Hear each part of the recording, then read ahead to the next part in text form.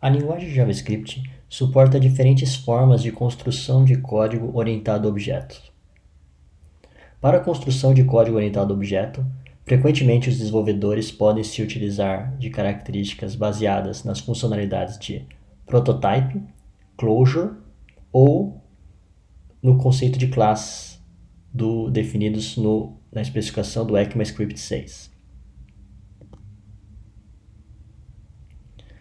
Para ilustrar para vocês as diferentes formas de construção de código orientado a objeto no JavaScript, vamos considerar o seguinte modelo de classes, na verdade o seguinte diagrama de classes, em que nós temos uma classe do tipo pessoa, que vai ter dois atributos, nome e idade, e vai possuir um método apresentação.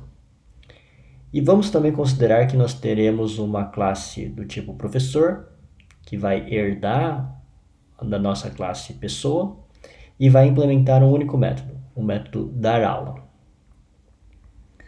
Para entender as diferentes formas de criar código orientado a objetos da linguagem JavaScript, vamos implementar esse modelo, esse diagrama de classes, considerando essas diferentes formas de construção de código. A primeira forma que eu gostaria de ilustrar é por meio do conceito de prototype. O conceito de prototype, ele faz parte, já faz bastante tempo que ele faz parte da especificação do JavaScript, e inicialmente todas as orientações ao objeto na linguagem eram construídas por meio dele. Para construir a classe pessoa, seguindo a abordagem baseada em prototype, nós declaramos uma função com o nome de pessoa. E basicamente essa função no JavaScript, ela já garante para nós a declaração de uma classe, né? A partir dessa função, na verdade, nós podemos instanciar objetos do tipo pessoa. E também vamos definir o nosso método de apresentação dentro dessa nossa declaração da nossa classe pessoa. A seguir ainda eu apresento um trecho de código que ilustra a utilização dessa nossa classe, né? Com essa implementação, para utilizar a nossa classe pessoa, né, nós declararíamos uma variável p e faríamos a instanciação de forma similar em outras linguagens, né, chamando o new, passando o nome da nossa classe e depois passando os parâmetros do construtor, e a partir daí, com a nossa variável p, nós podemos fazer chamadas ao nosso método definido na nossa classe. É importante observar que na abordagem baseada em prototype, o nosso construtor da nossa classe ele é definido por meio da declaração de uma função, e a definição dos nossos atributos ela pode ser realizada em outros métodos, mas no nosso exemplo aqui nós estamos fazendo a declaração dos nossos atributos dentro da nossa função de construtor. E por fim, entre as linhas 5 e 6, nós fazemos a declaração do nosso método apresentação. É importante observar que esse método ele é declarado a partir de um prototype da nossa classe pessoa, e uma vez que nós façamos isso, toda a instanciação do objeto do tipo pessoa vai gerar um método do tipo apresentação que vai poder ser utilizado.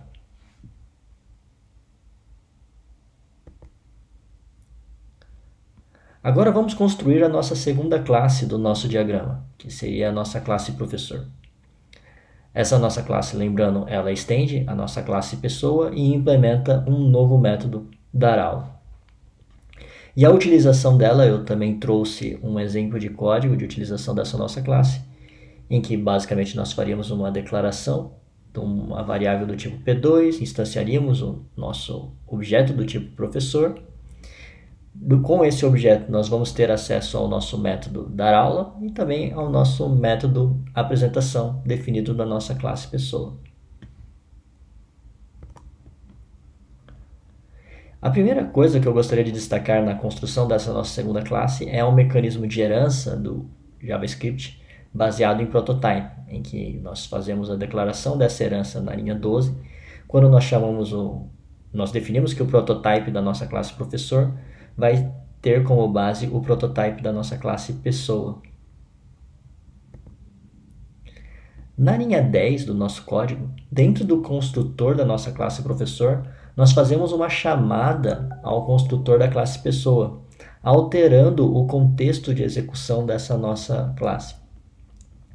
Basicamente, isso é feito para garantir que a nossa classe professor tenha as mesmas propriedades da nossa classe professor tenha as mesmas propriedades da nossa classe pessoa. E por fim, na nossa linha 13, nós fazemos a declaração de um novo método, que permite implementar todas essas funcionalidades.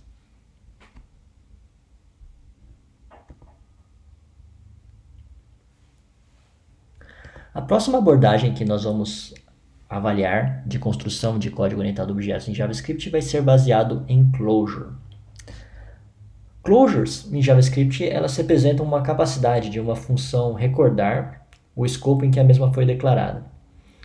Nós frequentemente utilizamos o conceito de closure quando nós declaramos uma função anônima dentro de um código JavaScript, que são aquelas funções que às vezes a gente nem atribui nome para elas, mas passamos elas como parâmetro para outras funções. E basicamente, todas essas funções, quando nós declaramos, elas lembram as variáveis que foram declaradas no escopo, acima do escopo onde elas foram declaradas.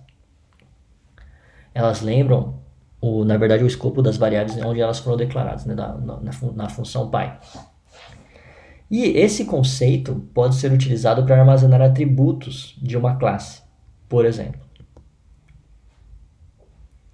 Para implementar um objeto do tipo pessoa, usando a abordagem baseada em closure, nós fazemos uma declaração de uma função do tipo pessoa, só que diferentemente da abordagem baseada em prototype, nós não fazemos a declaração das palavras-chave prototype. E a nossa abordagem de construção de objetos vai ser um pouco diferente.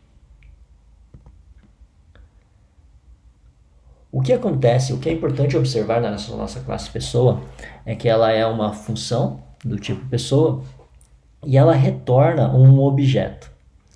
E esse objeto anônimo, ele apresenta o nosso método de apresentação. Esse método de apresentação, por sua vez, fazendo uso do conceito de closure, ele tem acesso às variáveis definidas dentro do escopo da nossa função pessoa e pode acessá-las livremente no seu código.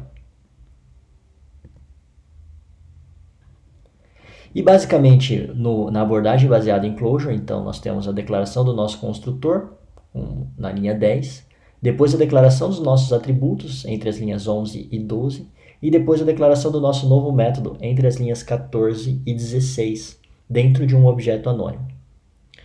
É importante observar que, quando nós utilizamos closure, nós não precisamos utilizar a palavra-chave this para referenciar os atributos dos nossos objetos.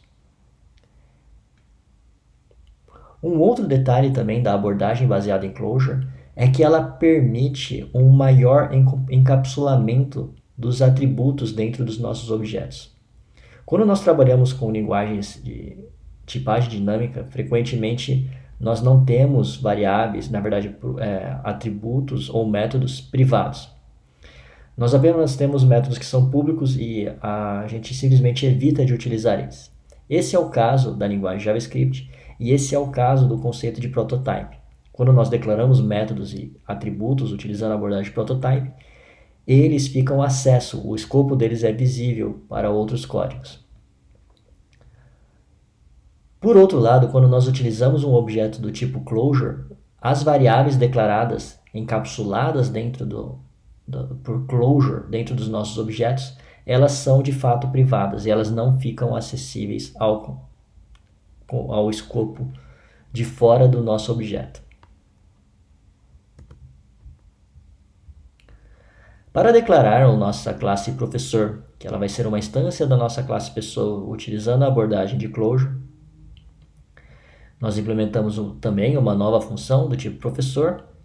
Essa nova função ela também retorna um objeto que vai possuir os nossos métodos da nossa classe. Inicialmente, na linha 28, nós podemos observar que para declarar a herança dentro do nosso código baseado em closure, nós fazemos uma instanciação de um objeto do tipo pessoa, como se fosse o construtor, né? Fazendo uma chamada ao construtor da nossa superclasse dentro do nosso objeto do tipo professor. Na linha 31, nós fazemos uma declaração que determina que todos os métodos acessíveis à nossa classe pai, né, ao ancestral dessa classe professor, vão ser acessíveis também ao escopo externo. E na linha 30 nós fazemos a declaração do nosso novo método da nossa classe professor. É importante observar que nesse cenário as variáveis definidas dentro da nossa classe pessoa, mesmo dentro da nossa classe professor, elas não ficam acessíveis à nossa classe professor. Então fica todo o código relacionado à nossa classe pessoa, ele pode ficar encapsulado na classe e não ser acessível às subclasses.